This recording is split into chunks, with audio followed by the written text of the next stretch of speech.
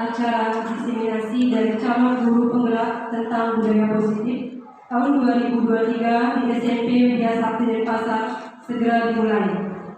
Om Swastiastu. Assalamualaikum warahmatullahi wabarakatuh. Om Namo Buddhaya. Salam, selamat siang, dan salam sejahtera untuk kita semua.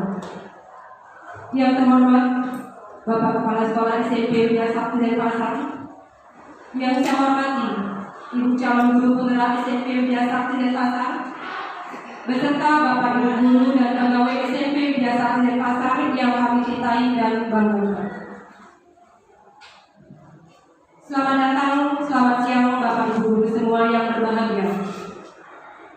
Dengan mengucapkan puja dan puji syukur kehadapan Ida Sang Hyang Widi Wasa, Tuhan Yang Maha Esa, yang telah memberikan kenikmatan yang tidak terhingga, sehingga pada kesempatan yang berbahagia ini kita bersama-sama dapat berkumpul di tempat ini dalam keadaan selamat dan sehat walafiat untuk bersama-sama mengikuti diseminasi dari calon guru penggerak di SMP Widya Sakti Denpasar tahun 2023.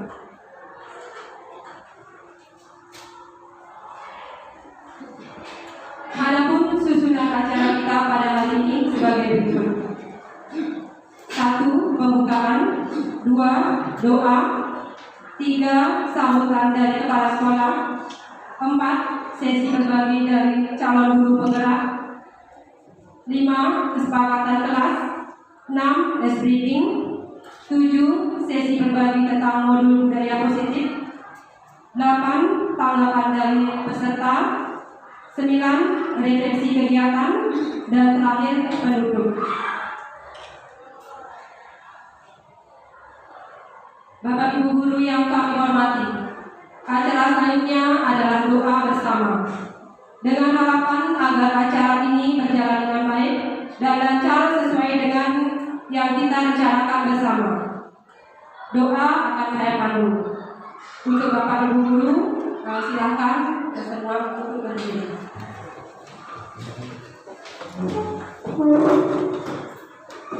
Mari Bapak Ibu guru, kita berdoa menurut agama dan kepercayaan kita masing-masing.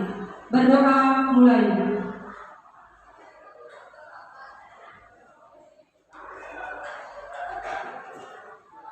Berdoa selesai.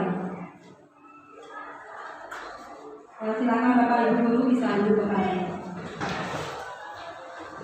Hadirin yang berbahagia, acara selanjutnya kami mohon kepada Bapak Kepala Sekolah SMP Widya Sakti Denpasar untuk memberikan sambutannya. Untuk itu kami persilakan.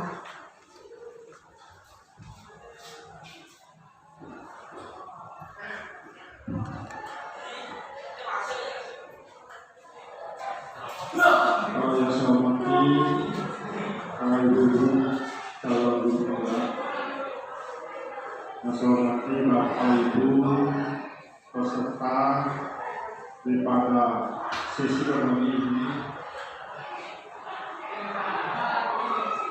Sebelumnya mari kita panjatkan puja dan bersyukur kepada Tuhan Yang Maha Esa sehingga apa yang kita lakukan pada hari ini bisa berjalan dengan baik dan keadaan sehat walafiat dengan mengaturkan puji suci kasih.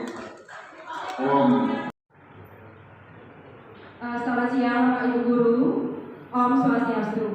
Om Swastiastu. Nah, sebelumnya saya ucapkan terima kasih sudah memberikan waktu, dari Bapak Kepala Sekolah juga sudah memberikan waktu yang untuk mendefinisi apa yang sudah yang sampaikan atau yang sudah yang dapatkan di PCGP. Dan yang juga berterima kasih kepada Bapak Ibu yang sudah meluangkan waktu Bapak Ibu istirahat, meluangkan waktu untuk mendengarkan atau mendapatkan sedikit informasi dari Tiang. Sebagai awal, yang perkenalan dulu, nama Tiang Nina Yase, CGP Angkatan 7 dari SMP Widya Sakti Denpasar.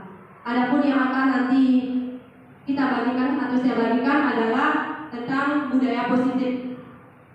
Agenda kegiatan untuk hari ini, pertama pembukaan itu dari MC, yang kedua doa juga dipimpin oleh MC, dan yang ketiga ketiga, sambutan dari Bapak Kepala Sekolah. Keempat, kesepakatan kelas. Kelima, ice breaking. Keenam, sesi berbagi tentang modul budaya positif. Ketujuh, tanggapan dari peserta. Kedelapan, refleksi kegiatan yang sudah kita laksanakan. Kesembilan, penutup.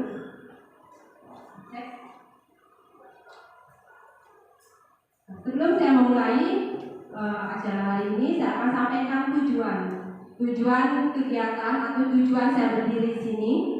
Pertama, saya sebagai CDP ingin berbagi pemahaman mengenai topik-topik budaya positif yang nantinya kita akan terapkan di sini di sekolah kita. Yang kedua, saya ingin mengajak rekan guru karena tidak bisa sendiri saya melaksanakan. Kita harus saling mengajak, saling merangkul untuk menerapkan budaya positif di sekolah kita. Berikutnya, yang paling penting nanti sebagai awal, saya akan mengajak rekan guru, terutama wali kelas, untuk membuat keyakinan kelas di masing-masing kelas. Berikutnya adalah memulai penerapan, bukan memulai ya intinya melanjutkan lagi, melainkan kita sudah, cuma kurang lebih konsisten kita lanjutkan. Senyum, salam sapa, sopan santun di lingkungan sekolah. Nah, di sini juga kita perlu saling bekerja sama. Dan saya sudah mulai menerapkan di kelas saya yaitu 9E, cuma masih proses. Dan yang terakhir yang sudah saya sampaikan tadi, tujuan kegiatan hari ini adalah menyelesaikan tugas PPCGP berupa aksi nyata dengan penyebaran pemahaman budaya positif.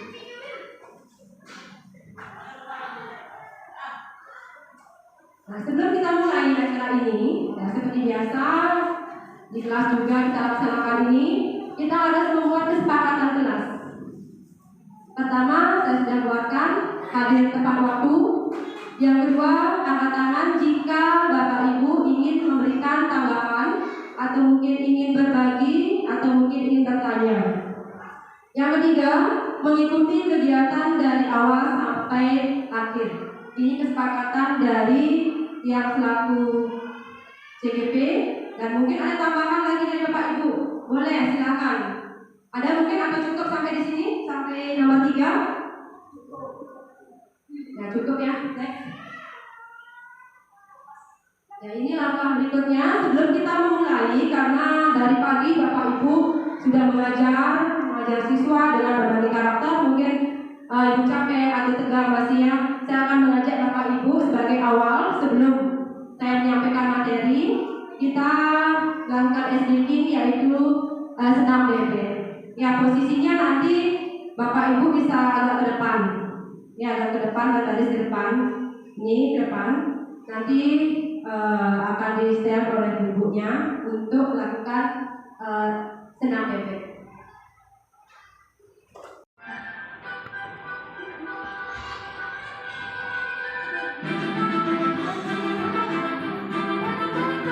Sudah melakukan SDG tadi, mungkin Bapak Ibu sudah mulai dingin ya, dan hilang tegangnya. Sudah ya? Oh, panas ya? Panas. Ya, baiklah. Setelah kita meredamkan, kita akan mulai topik atau modul yang saya dapatkan di pendidikan guru penggerak. Yang pertama, disiplin positif dan nilai-nilai kebajikan universal. Yang kedua, teori motivasi, hukuman dan penghargaan, serta restitusi. Yang ketiga, keyakinan kelas. Yang keempat, kebutuhan dasar manusia dan dunia berkualitas. Yang kelima, restitusi, yaitu 5 posisi kontrol. Dan yang terakhir, yang keenam adalah restitusi juga, tentang segitiga restitusi. Nah, sebelum kita memulai atau masuk ke modul atau materi yang terkait dengan disiplin positif, kita ingin lakukan perubahan paradigma cara pandang kita selama ini kepada murid, di mana nama kegiatannya ini adalah kegiatan kepalan tangan. Nanti saya minta sukarelawan 2 orang. Saya jelaskan dulu mengenai kegiatan ini. Ada A dan B, Anda atau teman Anda, 2 orang ini. Pertama, sobeklah secari kertas kecil. Di dalam kertas kecil tersebut tertulis sesuatu yang paling berharga pada diri Bapak Ibu nanti. Apapun yang paling berharga yang tidak mungkin Bapak Ibu kasih ke orang lain, itu yang paling berharga. Kemudian sobekan kecil yang tertulis hal yang paling berharga tersebut, kalian kepalkan di tangan, genggam benda tersebut dengan segala daya. Buatlah sebuah kepalan. Kemudian teman Anda yang lagi satu akan mencoba dengan sekuat tenaga dengan berbagai cara meminta benda atau kepalan yang ada di tangan Anda tersebut. Cara yang bisa digunakan oleh teman Anda tersebut bisa dia membujuk, mengancam, merayu, menyuap dengan uang, dengan cara apa saja sehingga anak itu bisa membuka kepalan anak tersebut. Tapi sekarang tergantung dari Bapak Ibu. Kalau benda berharga tersebut memang sangat berharga bagi Bapak Ibu, ya bagaimana cara Bapak Ibu mempertahankan hal tersebut? Baiklah, silakan 2 orang mungkin yang mau menjadi sukarelawan A dan B, 1 mengepalkan, 1 merayu. Mungkin Pak Master sama Pak Ade ya menjadi sukarelawan.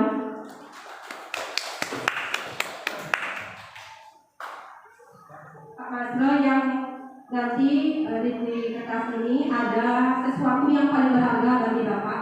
Mungkin bisa istri Bapak yang paling berharga, atau anaknya. Mana dengan ada anaknya apa istrinya? Bapak yang tahu ya. Bapak yang megang ya dengan sekuat tenaga. Nanti Pak adiknya yang sebagai B, dia yang nanti akan merayu, mengancam, mengasih uang ke Bapak. Bagaimana cara Bapak adik ini agar Pak Master bisa memberikan hal yang paling berharga bagi Bapak? Ya. Bisa? Mungkin Bapak punya anak yang paling berharga istri Bapak. Nah, bagaimana cara Bapak mempertahankan? Apakah nanti Bapak terpedaya oleh Pak Ade? Ya? Ya silakan. Saya kasih waktu 10 detik. Baik, untuk bangsa yang ada di tempat orang itu, ini bawa tak kasih nanti ke rumah. Ini bawa istrinya. Enggak. Benar enggak? Tak kasih rumah gitu. Atau tak kasih tanah 1 hektar. Bisa.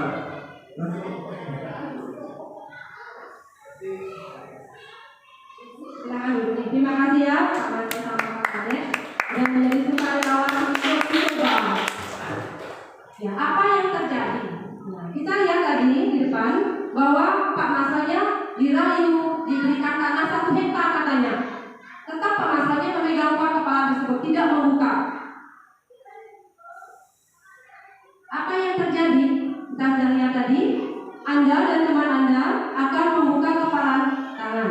Mengapa? Siapa yang memiliki kontrol untuk membuka kepala atau yang berisi di tangan tersebut? Siapa yang punya kontrol tersebut? Mau dibuka atau tidak? Ya seperti misalnya Pak Master kan tidak mau membuka. Yang punya kontrol itu siapa? Ya diri sendiri dari Pak Master tersebut. Begitu juga kita sebagai siswa, maaf ya kita sebagai guru dan siswa itu kita tidak bisa mengontrol kecuali memang dari siswa diri tersebut ingin berubah. Nah berdasarkan tadi kegiatan tersebut, perubahan paradigma ini berdasarkan teori kontrol. Selama ini kita memiliki ilusi bahwa kita sebagai guru yang mengontrol siswa. Padahal pada dasarnya kita tidak dapat memaksa murid untuk berbuat sesuatu jikalau murid itu memilih untuk tidak melakukannya. Kita tidak memaksa.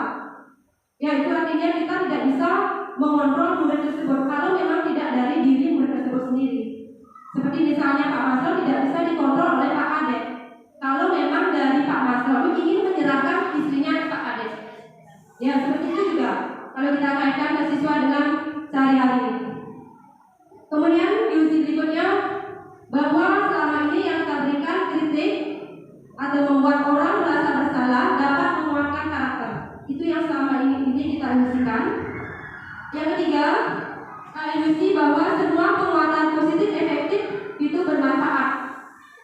Terus yang keempat, ilusi bahwa orang dewasa memiliki hak untuk memaksa. Ya, kita sebagai guru orang dewasa memiliki hak untuk memaksa siswa. Itu yang cara pandang kita yang dulu. Itu yang ingin kita ubah. Next. Nah, sebelum saya sambil ubah paradigma kita, saya akan sampaikan tentang disiplin positif dan nilai kebajikan universal. Ini yang nanti akan merubah cara pandang kita. Pertama, disiplin. Disiplin artinya belajar.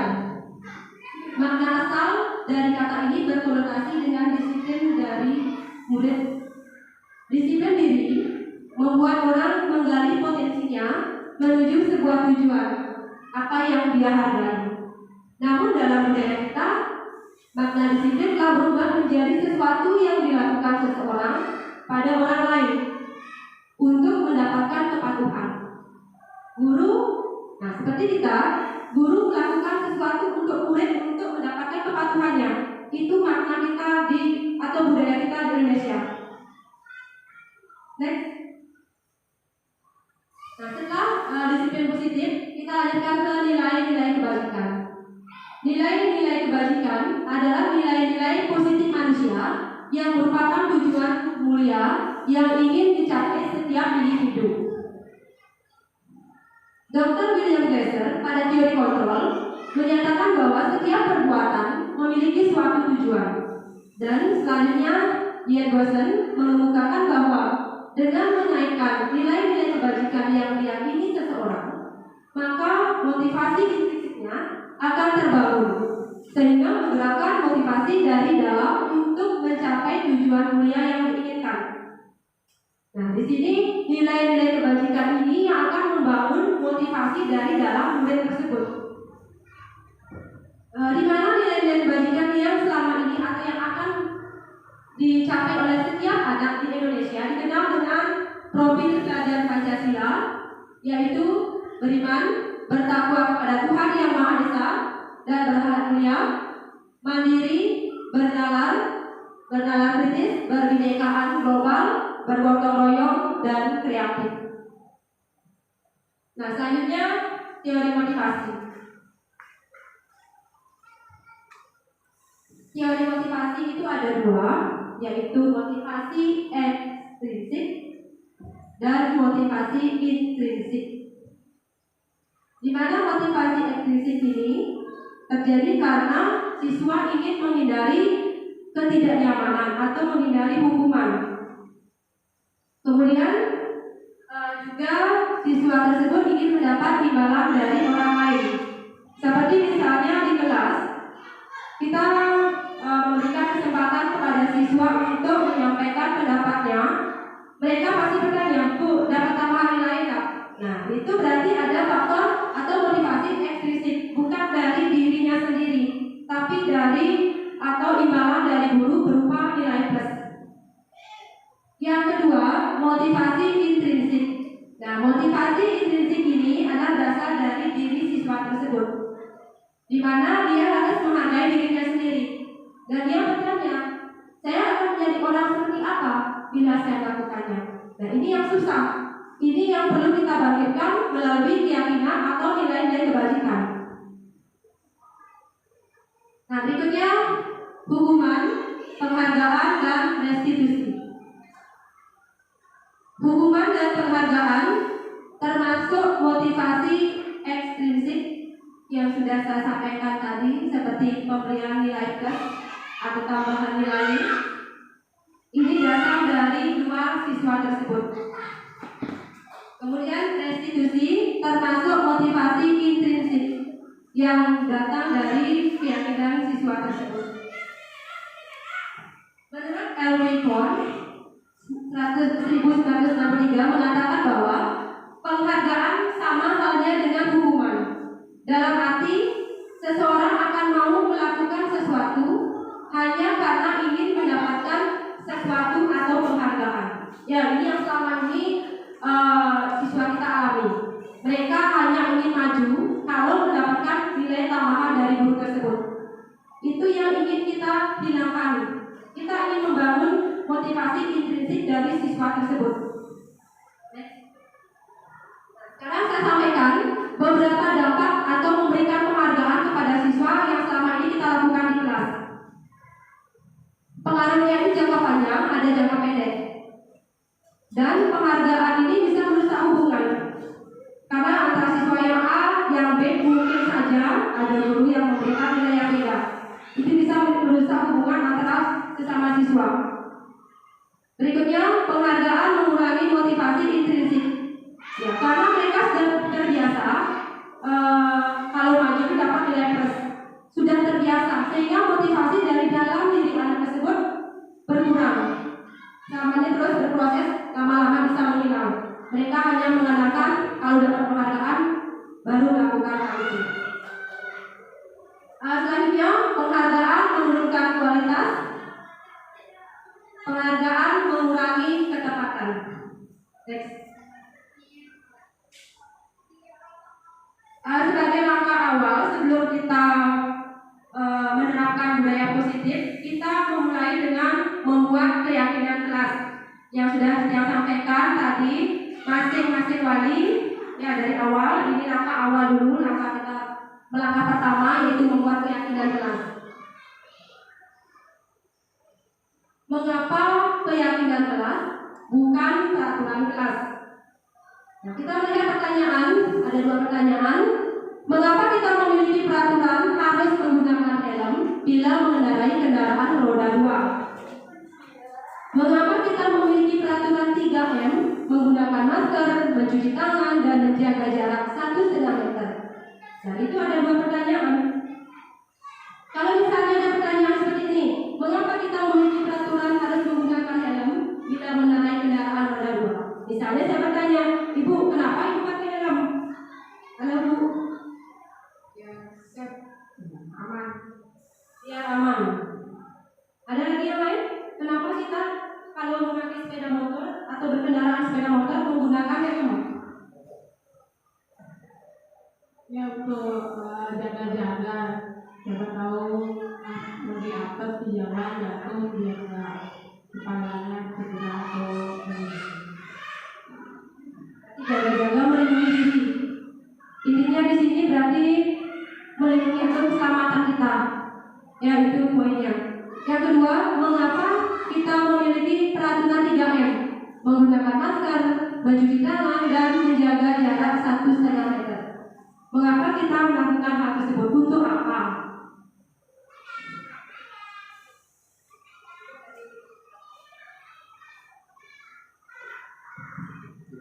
Mengapa kita harus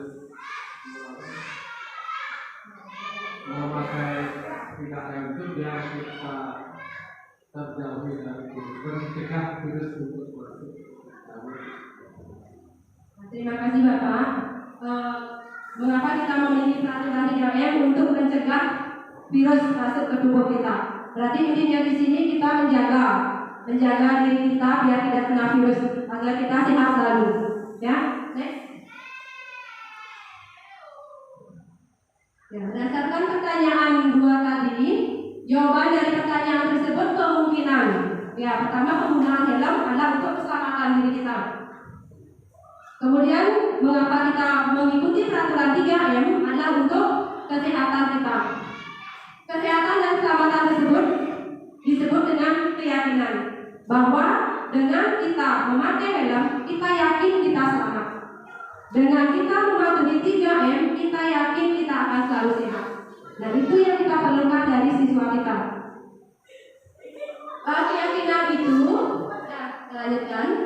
Keyakinan itu adalah nilai-nilai kebajikan yang disepakati secara tersirat atau tersurat. Seseorang akan lebih tergerak dan bersemangat untuk menjalankan keyakinannya daripada hanya sekedar mengikuti serangkaian peraturan tertulis tanpa makna. Murid-murid pun demikian. Mereka perlu meyakini dan memahami arti sesungguhnya tentang peraturan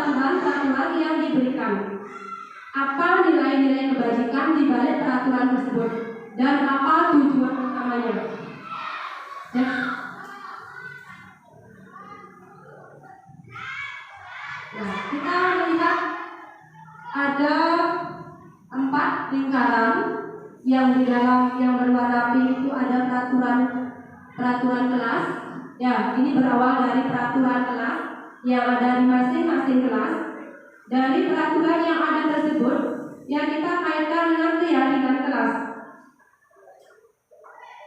Kalau semua sudah memiliki keyakinan kelas dan siswa sudah melaksanakan keyakinan kelas tersebut, maka secara otomatis, secara berproses nanti, mereka atau lingkungan kita akan menjadi positif.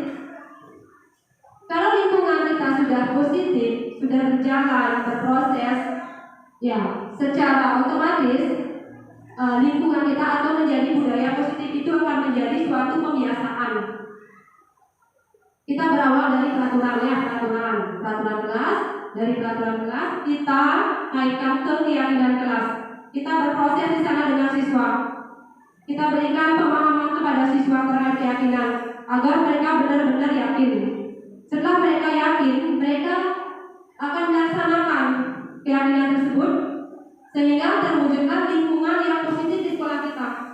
Kalau lingkungan sudah positif, ya sudah berproses, maka itu akan menjadi suatu kebiasaan dan terbentuklah budaya positif, yaitu tujuannya. Ya, sebagai langkah awal yang saya sampaikan, kita pahami dulu keyakinan kelas itu seperti apa.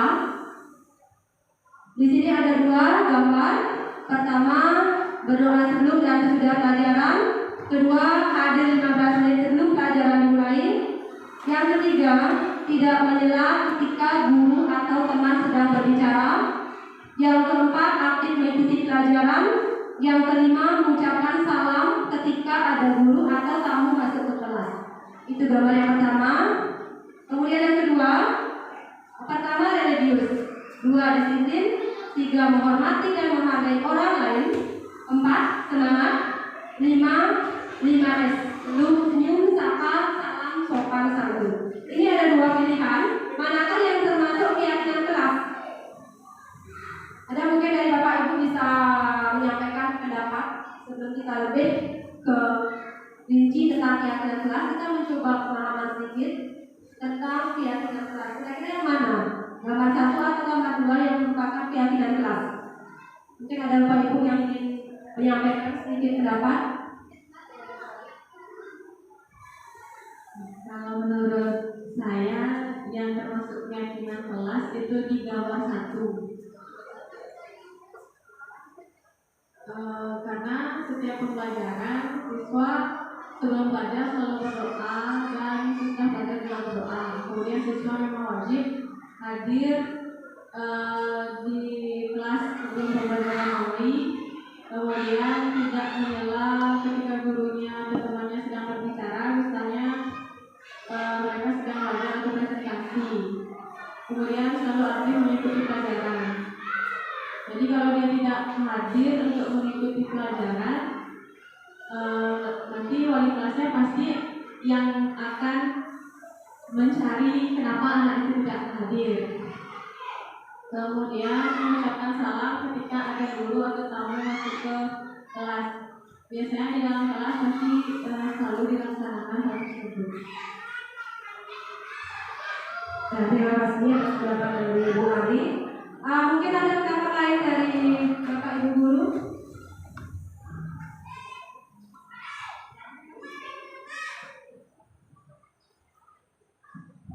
Terima kasih kalau yang sependapat dengan Bu Ari.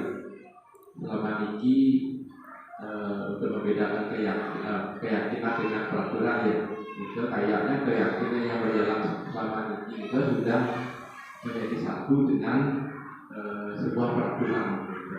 Cuma mungkin kalau memang keyakinan itu memang harus dibedakan, nanti yang juga belum paham sekali karena antara peraturan dan keyakinan itu selama ini kan kita itu antara peraturan dan keyakinan itu hampir sama ya. Apa yang disepakati itulah yang diyakini dan keyakinan itu pun masuk dalam peraturan gitu.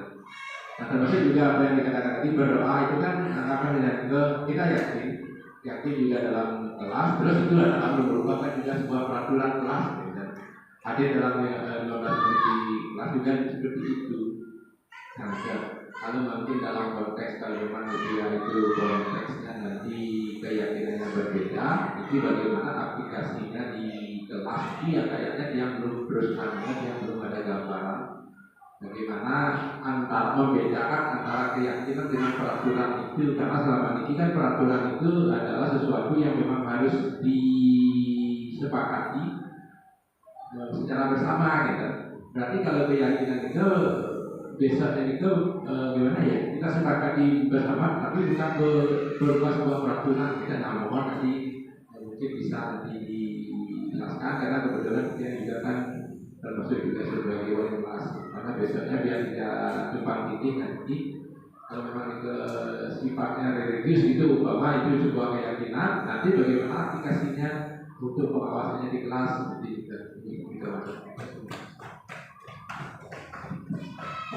Ada dua jawaban yang sama.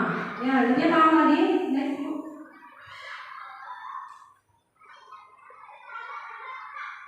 Pembentukan keyakinan kelas. Keyakinan kelas bersifat lebih abstrak. Ini luas ya daripada peraturan. Kalau peraturan dia lebih rinci, lebih konkret. Seperti misalnya tidak terlambat. Itu peraturan. Yang kedua, keyakinan kelas berupa pernyataan universal. Berikutnya, pernyataan keyakinan kelas senantiasa dibuat dalam bentuk positif. Nah, maksudnya positif itu tidak menggunakan kata negatif, dilarang, itu tidak boleh untuk keyakinan. Tidak, misalnya tidak merokok, itu suatu peraturan. Kalau keyakinan tidak boleh, tidak ada kata tidak boleh, dilarang itu tidak boleh. Untuk keyakinan kita menggunakan kata-kata yang positif.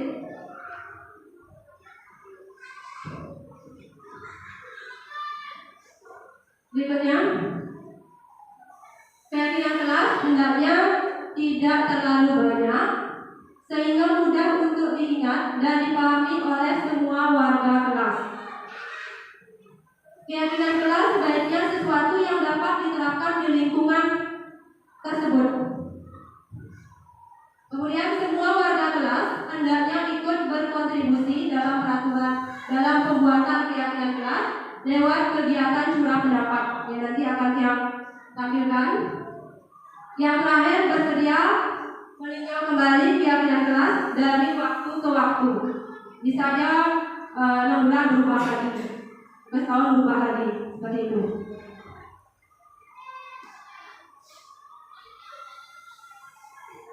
Nah, sekarang tadi kan kita mencoba lagi membedakan antara peraturan dan keyakinan kelas. Selalu mengembalikan buku ke tempatnya. Dilarang mengganggu orang lain. Kata dilarang itu tidak boleh pada keyakinan. Hadir di sekolah 15 menit sebelum pembelajaran dimulai. Dilarang melakukan kekerasan. Dilarang menggunakan narkoba. Bergantian atau menunggu giliran. Gunakan masker. Jangan berlari di kelas atau koridor. Itu sebuah peraturan di sekolah. Ya, kita mencoba untuk membuat keyakinan kelasnya. Pembuatan keyakinan kelas ini kita berdasarkan nilai-nilai kebajikan universal yang sudah ada memang.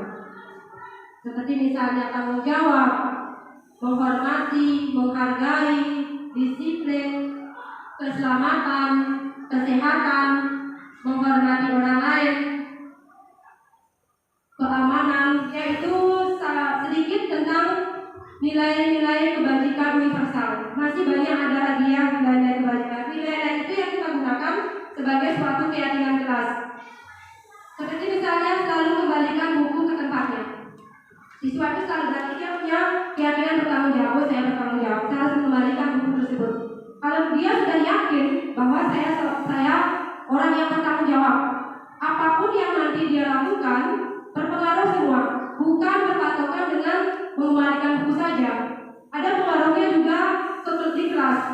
Kalau dia sudah yakin bahwa diri saya itu orang yang bertanggung jawab, otomatis kalau sudah melekat dengan keyakinan tersebut di diri siswa tersebut, maka tugas apapun yang diberikan guru, mereka pasti bertanggung jawab mengerjakan. Itu tanggung jawab. Hal ini yang susah kita bangkitkan ke siswa. Yang kedua, menghormati orang lain. Kalau peraturan dilarang mengganggu orang lain, itu salah satu peraturannya. Sedangkan keyakinan kelasnya menghormati orang lain. Nah, bisa juga dia sudah punya keyakinan, oh saya selalu menghormati orang lain, siapapun itu saya selalu hormati. Berarti contohnya bukan saja mengganggu orang lain, guru yang mengajar di kelas dia mendengarkan dengan baik, karena dia sudah yakin bahwa dirinya selalu menghormati orang. Itu keyakinan melekat pada hati mereka. Berikutnya yang saya lanjutkan adalah mengenai dilarang menggunakan narkoba, atau yang sering kita lihat di sini pelanggaran itu adalah merokok. Ya, dilarang merokok misalnya.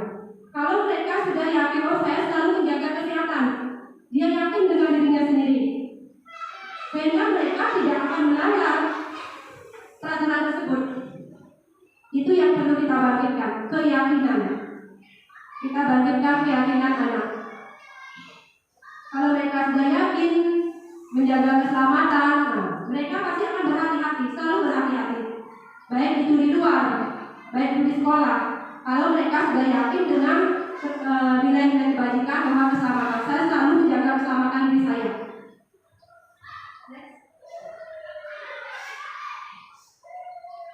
Nah, kegiatan ini yang sebelum saya diseminasi ke Bapak Ibu, saya sudah terapkan di kelas 9B. Saya menggunakan teknik kelompok. Di kelompok saya bagikan kertas. Nanti sebelum saya bagikan kertas, saya jelaskan dulu ke siswa. Saya tidak menyuruh mereka membuat keyakinan, tapi saya menyuruh mereka membuat peraturan di kelas ini. Kira-kira peraturan apa yang sering ada di kelas kita, itu kita buat sebagai peraturan. Seperti anak-anak sampaikan kemarin, Bu, temannya banyak yang nggak pakai dasi. Itu saya pakai di kampung semua. Saya suruh mereka, kalau mereka berbicara, mereka kurang ya, saya berikan mereka kertas. Saya suruh mereka menempelkan di depan kertas itu, sehingga dengan di sana mereka leluasa membuat sebebas-bebasnya, sebanyak-banyaknya saya kasih mereka berdiskusi sama teman. Apapun boleh ditulis di sana. Saya tempel sehingga setelah selesai mereka menempelkan di depan, yaitu hasilnya. Kemudian setelah saya baca-baca di sana, saya kaitkan ke keyakinan kelas, di mana seperti yang disampaikan Bapak tadi, berdoa sebelum dan sesudah belajar itu menjadi suatu peraturan, dan mereka akan benar-benar melaksanakan hal tersebut. Mereka harus yakin dengan nilai religius. Oh, saya memiliki nilai religius. Secara otomatis kalau keyakinan tersebut sudah melekat di hati mereka, maka mereka tidak akan disuruh berdoa, dia akan berdoa sendiri. Kemudian menghormati orang lain. Karena ada siswa yang berpendapat, Ibu saat guru menjelaskan ada teman yang ribut sehingga mengganggu konsentrasi saya belajar. Nah, di sini punya kita aturan tidak boleh ribut saat guru menjelaskan. Ya, saya kaitkan dengan menghormati orang lain. Ya, dia harus menghormati orang lain, siapapun itu, baik teman maupun guru yang di kelas. Kemudian bertanggung jawab. Ya, bertanggung jawab baik dari segi pikir.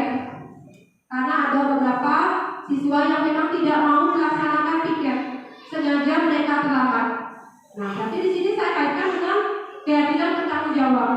Mereka harus punya rasa tanggung jawab bahwa saya pikir saya harus datang tepat waktu, harus datang lebih awal.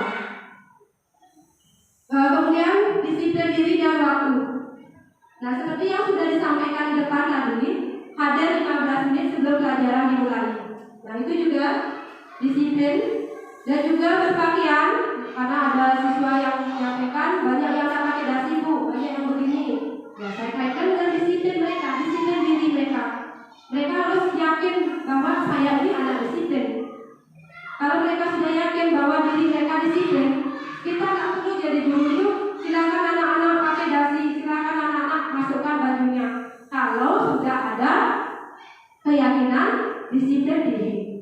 Ya, kalau tidak ada ya percuma. kita tidak bisa mengontrol diri mereka. Berikutnya saling senyum, salam, sapa, sopan dan santun. Ya 5S ya. Ini memang sudah biasa terdengar 5S. Cuma penerapannya belum konsisten. Ya, ini yang nanti kita terapkan lagi, kita kembangkan lagi biar lebih aktif ya. Kemudian semangat. Nah, semangat ini dikaitkan dengan keaktifan mereka saat belajar. Mereka aktif mengikuti pelajaran, aktif bertanya, aktif berpendapat. Berarti mereka semangat. Kemudian komitmen. Karena ada pelanggaran kemarin saat mengajar, ada murid yang memukul gurunya, kejadian di kelas yang ya di sini kita buat kesepakatan teman-temannya peraturan dulu tidak membawa HP atau tidak mengambil HP saat pembelajaran. Komitmen benar di sini. Ya ini yang nanti ingin saya kembangkan ke anak-anak yang utama sedang karena saya selaku wali.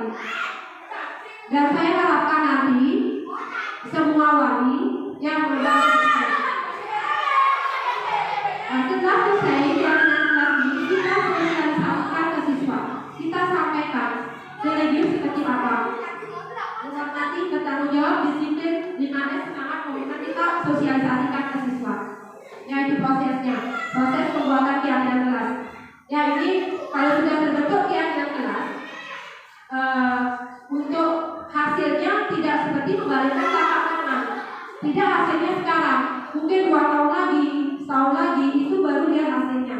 Ya proses namanya. Selanjutnya setelah kegiatan kelas, kita juga harus lebih mengetahui, mungkin ini sudah lumrah juga, 5 kebutuhan dasar manusia. Nah itu ada 5.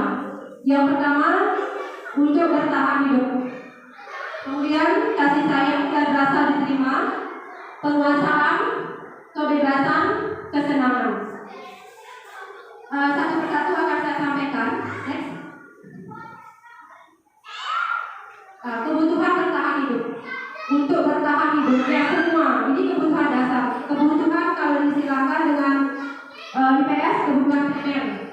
Seperti misalnya makan, rumah, kemudian kesehatan. Itu kebutuhan untuk bertahan hidup. Kemudian kebutuhan kasih sayang dan rasa diterima. Kebutuhan untuk disayangi dan diterima meliputi kebutuhan akan hubungan dan koneksi sosial. Kebutuhan untuk memberikan dan menerima kasih sayang dan kebutuhan itu merasa menjadi bagian dari suatu kelompok. Misalnya di suatu kelas ada satu orang yang dikucilkan. Nah kejadian di Senandria satu orang dikucilkan, dia kurang di sana, dia kekurangannya di sini, kurang kasih sayang dan rasa diterima di kelompok tersebut.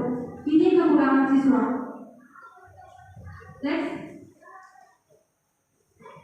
penguasaan. Kebutuhan dengan penguasaan. Kebutuhan ini meliputi keinginan untuk dianggap berharga, bisa membuat perbedaan, bisa membuat pencapaian kompeten, diakui, dihormati. Ini meliputi self-esteem dan keinginan untuk meninggalkan pengaruh. Anak-anak yang memiliki kebutuhan dasar akan penguasaan yang tinggi biasanya selalu ingin menjadi seorang pemimpin di suatu kelompok tertentu. Mereka juga suka mengamati sebelum mencoba hal baru dan merasa kecewa bila melakukan kesalahan. Kebebasan. Kebutuhan untuk bebas adalah kebutuhan akan kemandirian. Otonomi, memiliki pilihan dan mampu mengendalikan arah hidup seseorang. Anak-anak dengan kebutuhan kebebasan yang tinggi menginginkan pilihan. Mereka perlu banyak bergerak, suka mencoba-coba, tidak terlalu terpengaruh orang lain dan senang mencoba hal yang baru dan menarik. Yang terakhir, kesenangan. Kebutuhan akan kesenangan adalah kebutuhan untuk mencari kesenangan, bermain dan tertawa. Anak-anak dengan kebutuhan dasar kesenangan yang tinggi biasanya ingin menikmati apa yang dilakukan. Mereka juga bisa berkonsentrasi tinggi saat mengerjakan hal yang disenangi. Mereka juga suka permainan dan suka mengoleksi barang. suka bergurau, suka melucu, dan suka mendengarkan. Jika 5 dasar kebutuhan ini berkurang atau salah satu tidak terpenuhi dari siswa, mereka akan melakukan pelanggaran. Seperti misalnya di kelas pernah ada Bapak Ibu alami saat Ibu mengajar, mungkin ada anak yang melakukan pelanggaran seperti ketawa atau apa. Ya, pasti pernah ya Bapak Ibu ya. Seringnya. Berarti di sana mereka kekurangan kebutuhan dasar kesenangan. Berarti model atau pembelajaran yang Ibu lakukan tidak senang bagi mereka. Itu yang perlu kita lihat. Kita telusuri apa yang menyebabkan siswa tersebut kok dia itu terus melanggar saat saya ngajar. Berarti siswa tersebut ada kekurangan dari 5 kebutuhan dasar.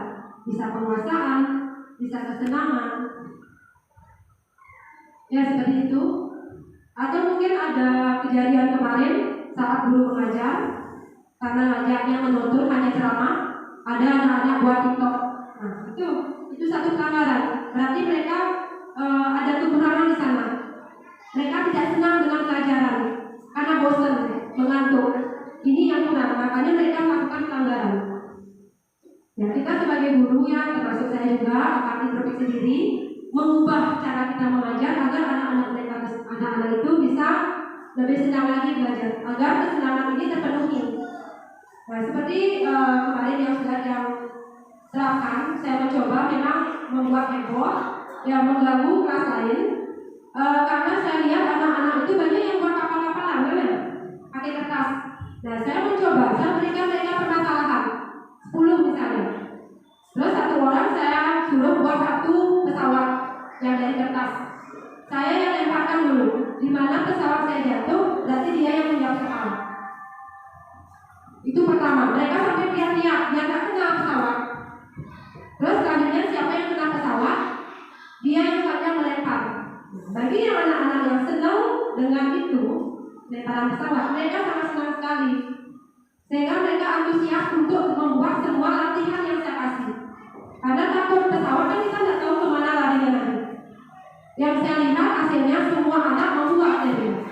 Kalau selama ini saya lihat, kalau saya melakukan sistem angkat tangan, nah, yang sudah buatnya angkat tangan, yang tidak buat dia diam. Itu yang saya alami.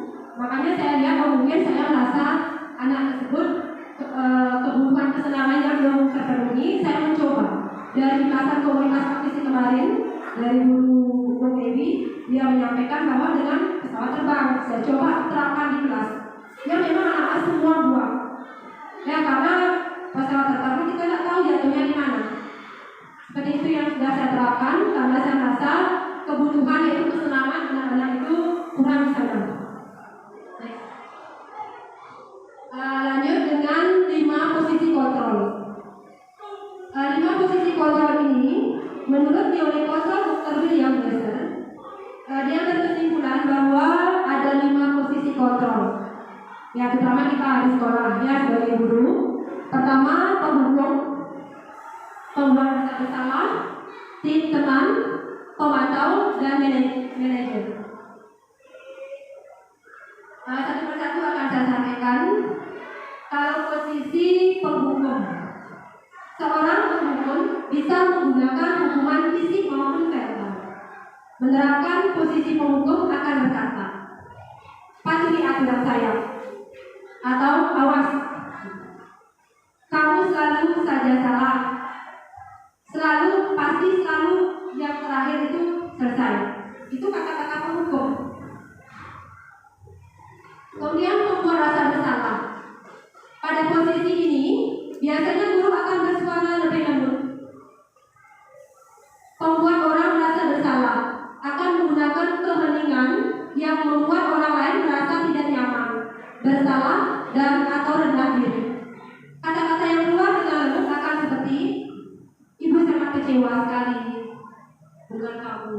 Misalnya anak itu melakukan kesalahan, kita menyampaikan, ibu kecewa sekali dengan kamu. Berapa kali sudah ibu sampaikan?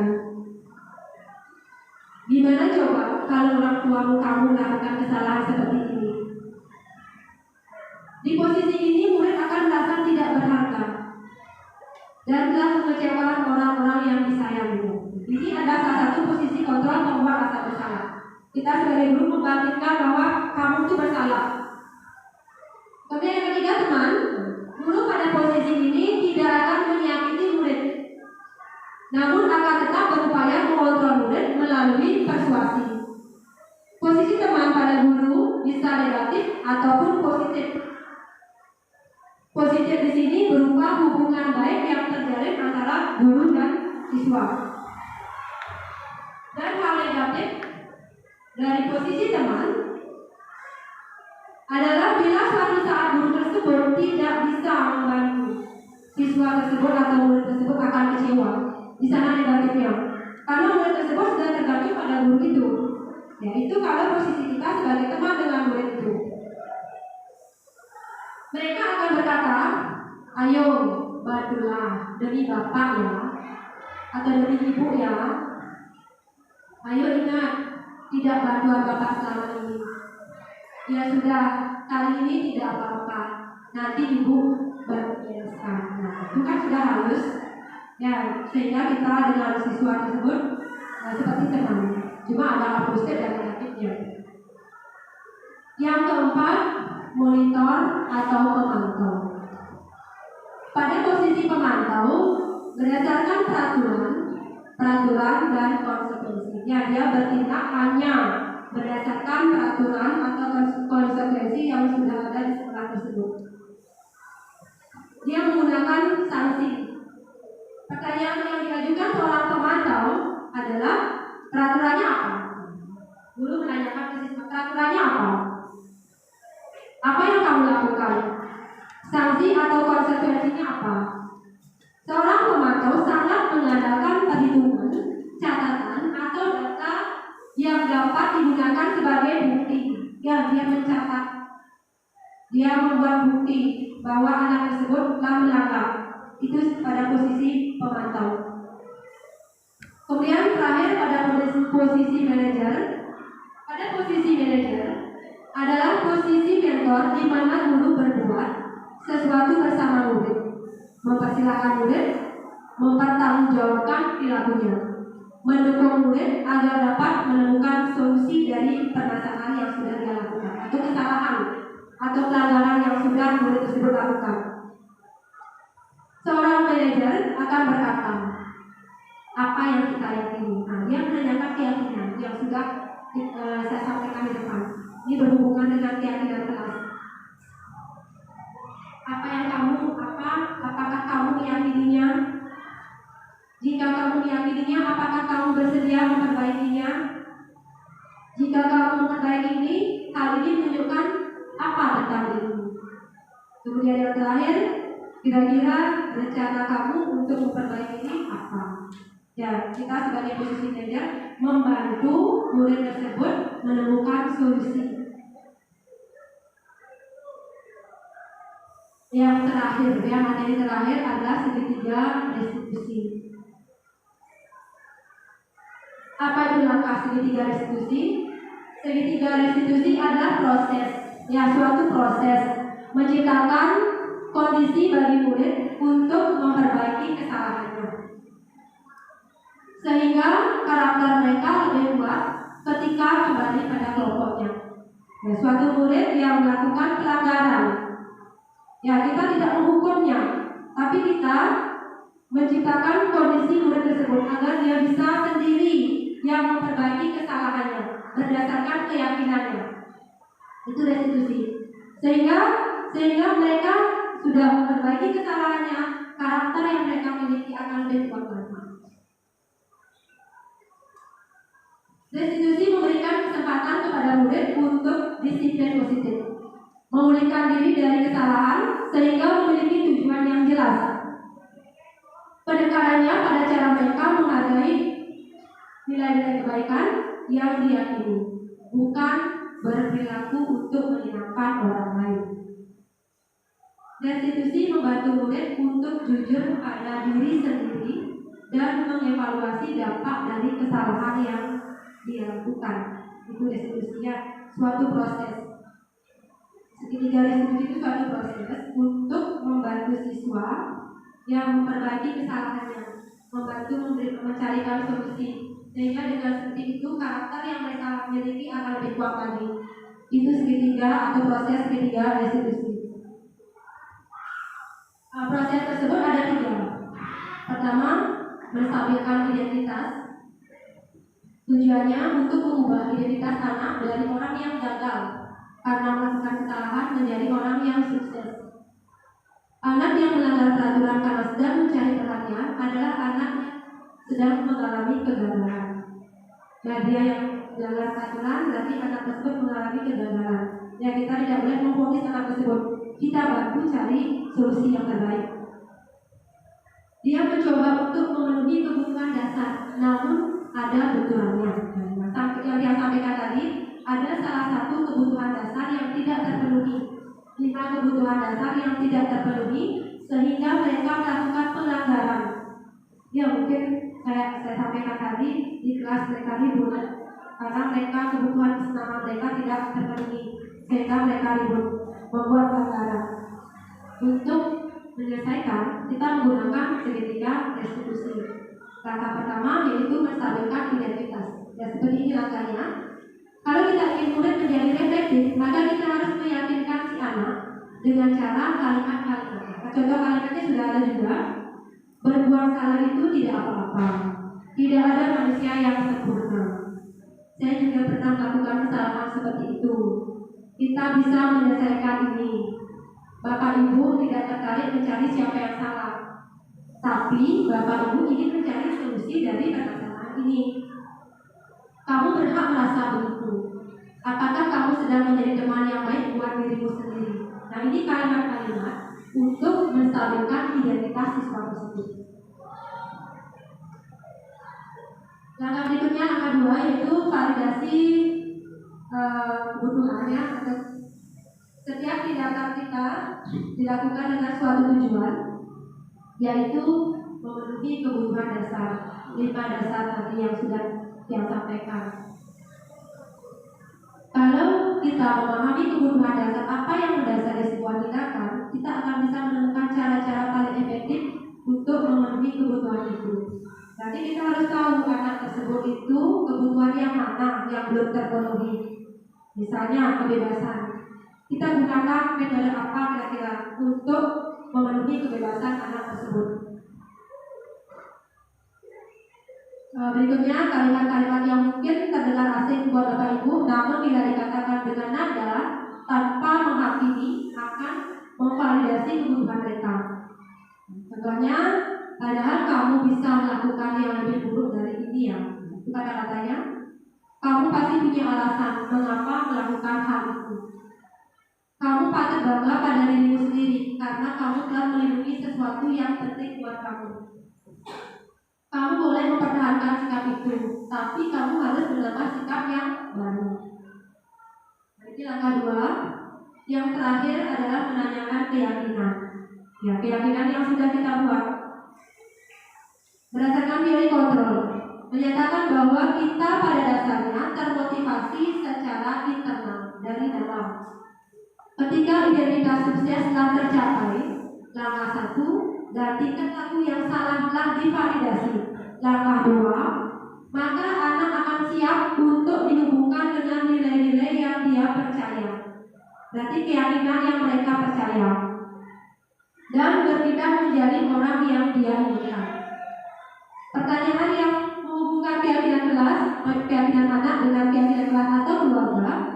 Apa yang kita percaya sebagai kelas atau keluarga? Apa nilai-nilai umum yang kita telah sepakati? Apa bayangan kita tentang kelas yang ideal? Kamu mau jadi orang seperti apa? Nah, ini salah satu atau beberapa kalimat atau pertanyaan-pertanyaan di dalam menanyakan keyakinan kepada siswa. Nah, di sini Bapak Ibu mungkin bisa menonton video salah satu kasus siswa yang Salam dan bahagia Ibu dan Bapak guru hebat. Pada video kali ini kita akan membahas tentang salah satu program disiplin positif yang diterapkan di lingkungan sekolah yang dikenal dengan nama restitusi.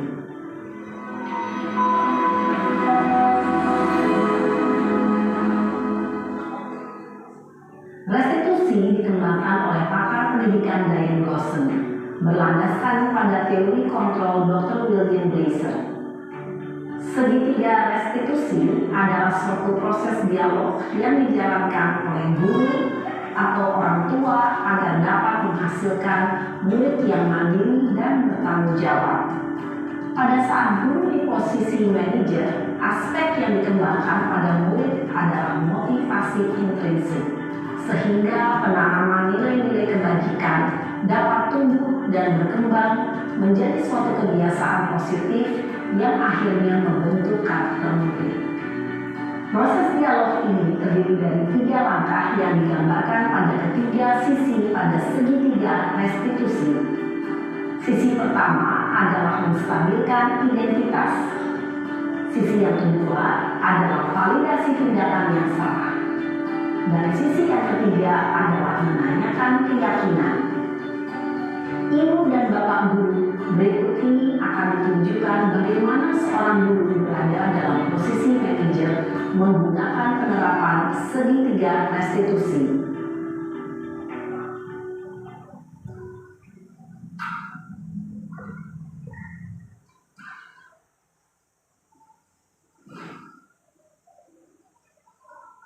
Siang Sarah. Siang Pak. Sudah lama nggak ketemu Sarah. Kenapa hari ini ada di sini? Kesel Pak, kesel banget. Masa aku dikatain tukang fitnah Pak? Ya aku marah lah. Aku baru dikatain TK di depan kelas. Kesel banget. Oh begitu. Ya pasti kamu marah dan kesal. Bapak juga akan marah apabila ada yang menuduh Bapak seperti itu. Kemudian pada saat itu kamu mau melakukan apa? Ya saya langsung ngatain TK lah Pak. Kesel banget. Saya bentak-bentak dia depan teman-teman lain. Oh begitu. Pasti kamu melakukan seperti itu karena suatu alasan tertentu kan? Iyalah, masa saya diam saja Pak. Ya saya bela diri lah. Masa saya dituduh tukang fitnah? Ya wajar lah. Mempertahankan harga diri itu sesuatu yang penting buat kamu. Untung kamu tidak bertindak lebih gegabah lagi. Hanya membentak-bentak. Iya Pak. Untung saya masih bersabar dan hanya membentak saja. Sudah gemes padahal. Saya pasti bela diri lah. Ya pasti ya. Tapi kamu memilih untuk tetap bertahan dan bersabar. Kamu memilih untuk tidak berbuat lebih parah lagi kan? Iya. Nah, sekarang coba kita lihat lagi tindakan kamu yang bentak-bentak Eka di kelas. Tindakan kamu itu kira-kira sesuai dengan keyakinan kelas atau prinsip kamu tidak? Enggak lah Pak. Capek Pak jadi pemarah. Jadi keyakinan atau prinsip mana yang perlu sesuai dengan keinginan kamu? Ya, saya sebenarnya sangat menghargai orang lain. Mungkin saat itu saya menjadi emosi, jadi tidak menunjukkan sikap itu. Kamu meyakini tidak? Menghargai orang lain itu penting buat kamu. Yakin lah Pak. Iya, setuju. Kita harus saling menghargai. Namun, ada juga keyakinan yang kita sepakati yang perlu kita jalankan apabila kita sedang marah kan? Ya, saya bisa lebih proaktif, mulai dengan diri sendiri. Saya bisa jadi lebih bersabar, mengambil waktu jeda untuk berpikir mau apa selanjutnya. Kira-kira kamu bersedia memperbaiki masalah ini tidak? Bersedia Pak. Kalau kamu memperbaiki masalah ini, kamu akan menjadi orang seperti apa? Saya akan menjadi orang yang bertanggung jawab kali ya Pak. Dan senantiasa proaktif. Iya, menurut kamu bagaimana rasanya menjadi orang seperti itu? Ya nyaman lah, bangga bisa bersabar dan menahan diri. Baiklah kalau begitu. Yuk kita pikirkan bagaimana memperbaiki masalah ini.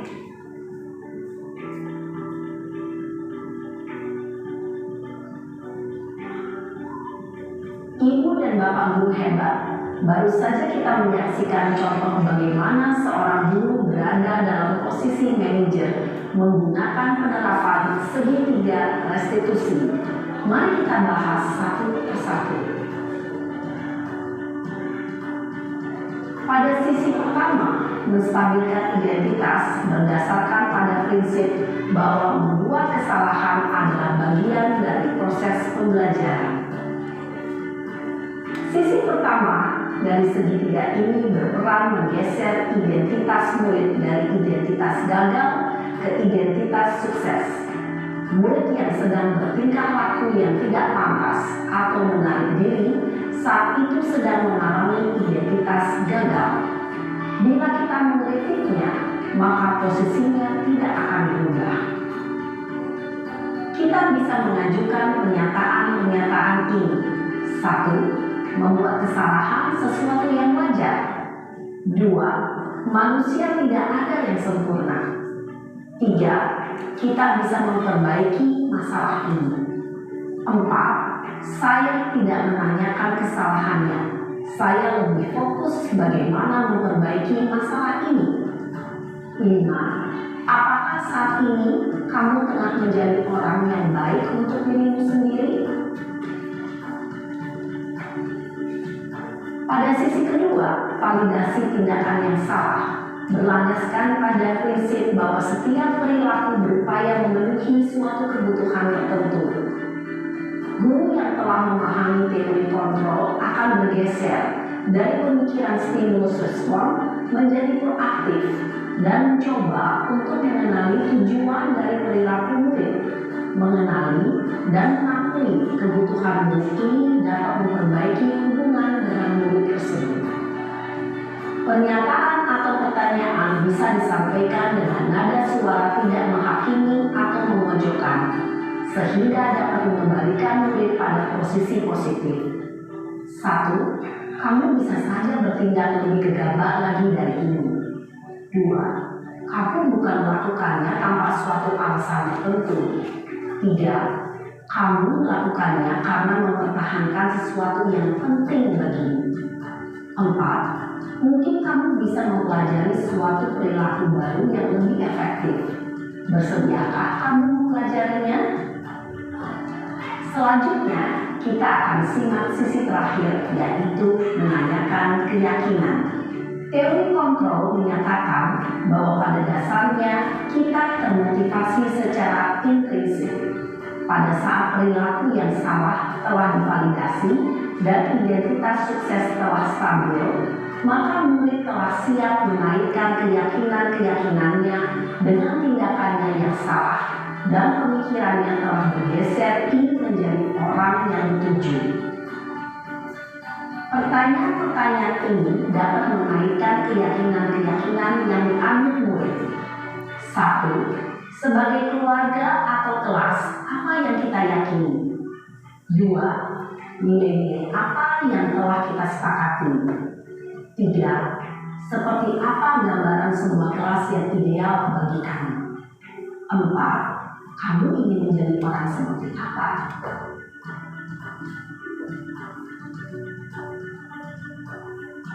Dalam menerapkan segitiga restitusi, perlu diperhatikan beberapa hal, yaitu 1. Perilaku yang salah perlu dikaitkan dengan nilai-nilai atau keyakinan-keyakinan yang telah disepakati atau dituju. 2. Kesediaan orang yang melakukan kesalahan untuk memperbaiki masalah. 3. Pemecahan masalah sebisa mungkin relevan atau memiliki hubungan dengan masalah yang ada. 4. Usaha. Perlu adanya suatu usaha perbaikan dan pihak yang berbuat kesalahan. 5. Waktu. Perlu didedikasikan waktu dari pihak yang berbuat kesalahan. Tanyakan kapan akan mulai diberlakukan usaha untuk memperbaiki masalah. Dengan memahami struktur penerapan segitiga restitusi, diharapkan guru dapat menerapkan posisinya sebagai manajer dengan mengajukan pertanyaan-pertanyaan bermakna yang dapat membuat murid menjadi lebih percaya diri, bertanggung jawab, dan mandiri. Nah, ibu bapak guru perlu tidaknya mengikuti ketiga tahapan dalam segitiga restitusi bergantung pada ringan beratnya suatu permasalahan. Misalnya, bila permasalahan tersebut ringan, maka tidak perlu dijalankan secara berurutan, bahkan bisa semudah menanyakan apa keyakinan yang kita sepakati. Dengan menjalankan segitiga restitusi, dengan mengajukan pertanyaan-pertanyaan bermakna, diharapkan murid menjadi lebih kuat secara pribadi, dapat membuka wawasan murid agar dapat menyelesaikan permasalahannya sendiri, semakin percaya diri, mandiri, dan merdeka. Salam dan bahagia, Ibu Bapak Guru hebat.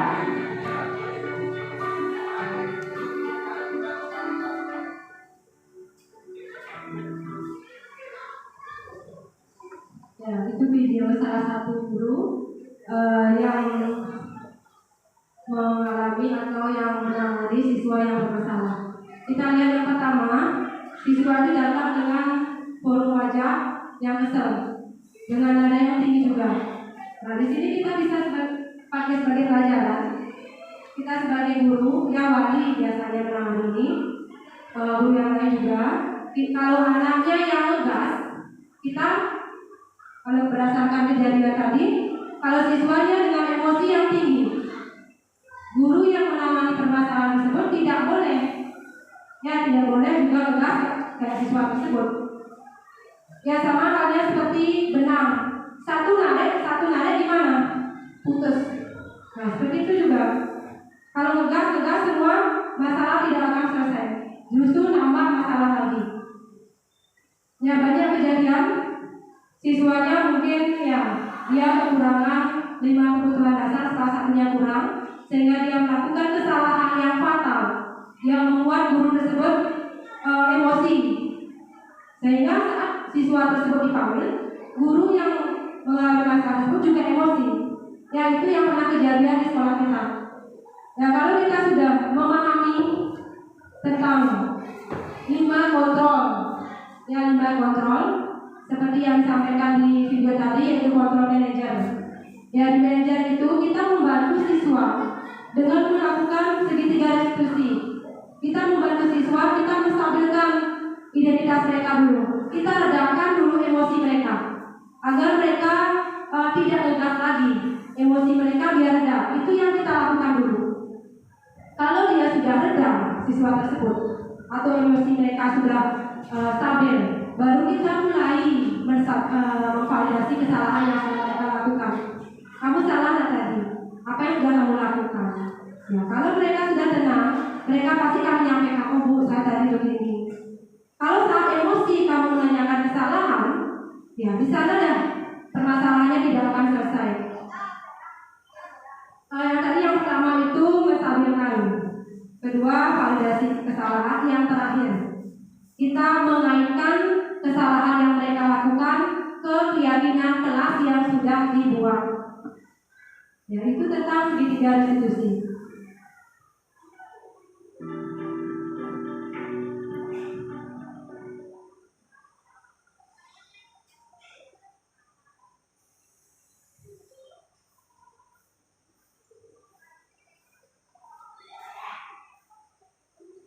Sebelum ke tanggapan yang ingin yang sampaikan kaitan dari semua materi yang sudah kita lakukan, pertama ya kita ya sebagai guru bukan saya saja sebagai guru penggerak ya calon guru penggerak, kita semua juga, karena duluan saya yang mengatakan saya bagikan Bapak Ibu, bukan menggurui, saya bagikan.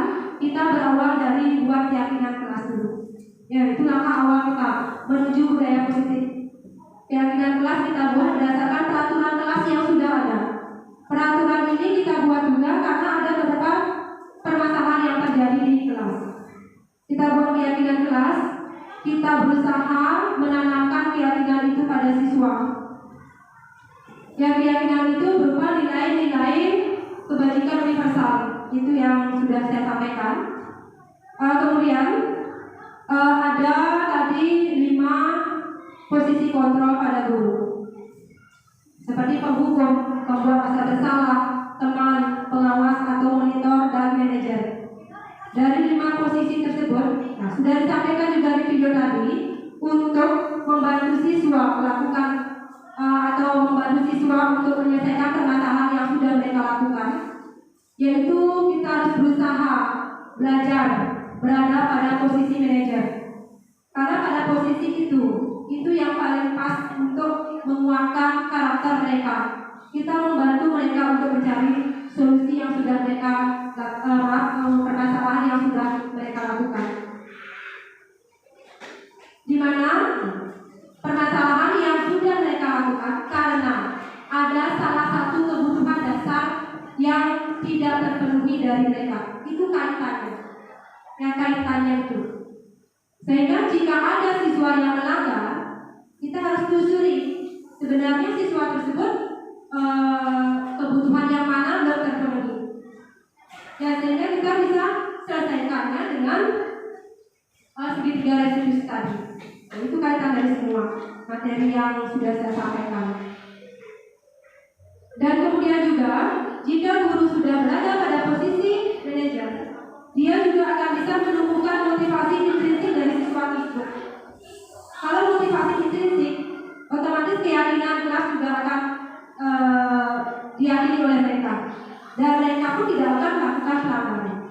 Ya, intinya yang seperti dia sampaikan tadi, tidak segampang membalikkan telapak tangan. Ini butuh proses kerjasama dari bapak ibu semua. Nah, itu materi yang sudah saya sampaikan. Terakhir, ya tanggapan. Setelah mendengar pemaparan tentang budaya positif yang tadi sudah saya sampaikan, keyakinan kelas, tentang disiplin, pendidikan universal, kemudian tentang 5 kebutuhan dasar, kemudian 5 posisi kontrol dan segitiga restitusi. Kira-kira apa yang Bapak Ibu bisa tangkap dari penjelasan tadi? Ya, mungkin sedikit aja, atau ada yang 50% nangkepnya, atau mungkin ada yang 2% nangkepnya apa yang sudah disampaikan tadi. Ya, silakan Bapak Ibu, mungkin ada yang bisa menanggapi sedikit, satu pendapat saja. Ya. Terima kasih atas waktunya, dan saya juga ucapkan terima kasih kepada Ibu Yeni selaku CGP sudah bersedia membagi ilmunya ya, karena kami yang mungkin belum mencoba untuk masuk ke CGP masih melihat-lihat, jadi ini sangat bagus sekali untuk kami sebagai bahan pertimbangan dan pembelajaran apakah nanti bagaimana untuk mengikuti CGP. Nah, untuk tanggapan terkait materi yang dipaparkan tadi tentang budaya positif, jujur untuk mengenai keyakinan, karena selama ini yang kita ketahui dan kita jalankan adalah tentang peraturan. Nah, sekarang kami mendapat ilmu baru yaitu tentang keyakinan.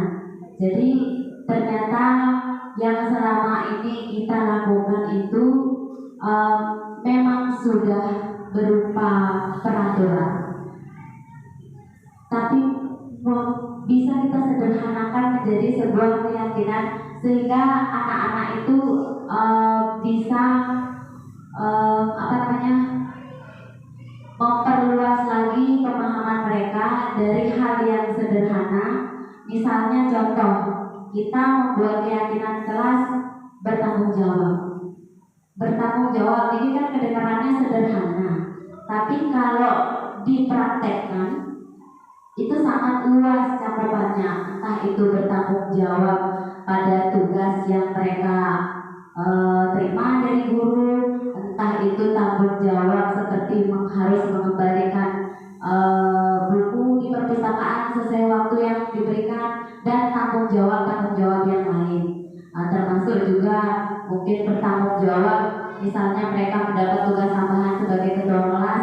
Artinya dengan kita menulis satu saja keyakinan itu bisa mencakup banyak hal, dan itu anak-anak bisa realisasikan sesuai dengan keperluan dan kebutuhan mereka. Itu aja sih Bu. Jadi benar-benar untuk tentang budaya positif ini sangat perlu kita terapkan di setiap kelas yang kebetulan misalnya kita sebagai wali ataupun tidak sebagai wali sekalipun, kita perlu membuat yang disebut dengan keyakinan kelas sebelum kita mengajar. Demikian Bu, terima kasih.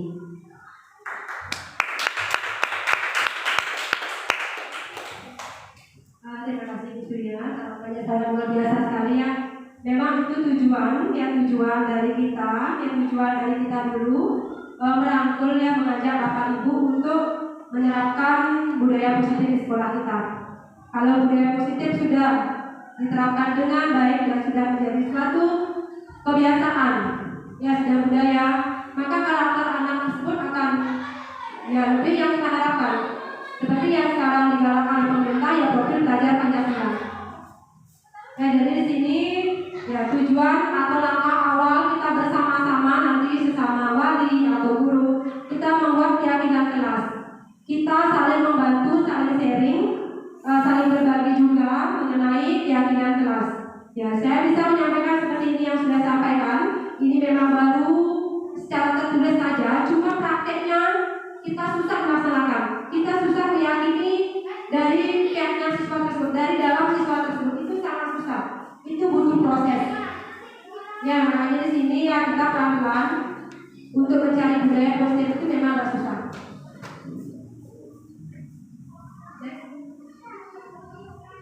Sekian ya, tanggapan sudah, refleksi. Nanti Bapak Ibu tolong mengisi refleksi ya di link yang sudah di-share di grup guru. Ya, sekian dari Tiang. Tiang akhiri dengan para santi.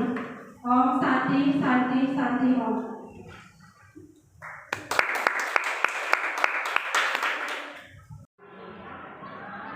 Kami mohon kepada Bapak Ibu guru yang hadir hari ini untuk mengisi link refleksi Google Form yang sudah dibagikan di grup guru. Dengan melakukan refleksi ini, berakhirlah pula acara pada hari ini.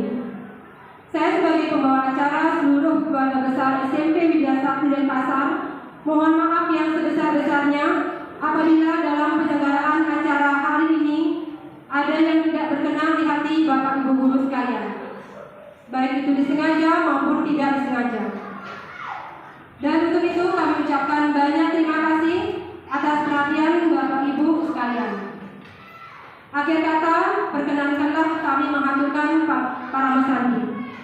Om Santi, Santi, Santi Om. Wassalamualaikum warahmatullahi wabarakatuh.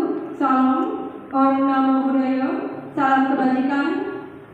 Selamat sore, salam sejahtera bagi kita semua.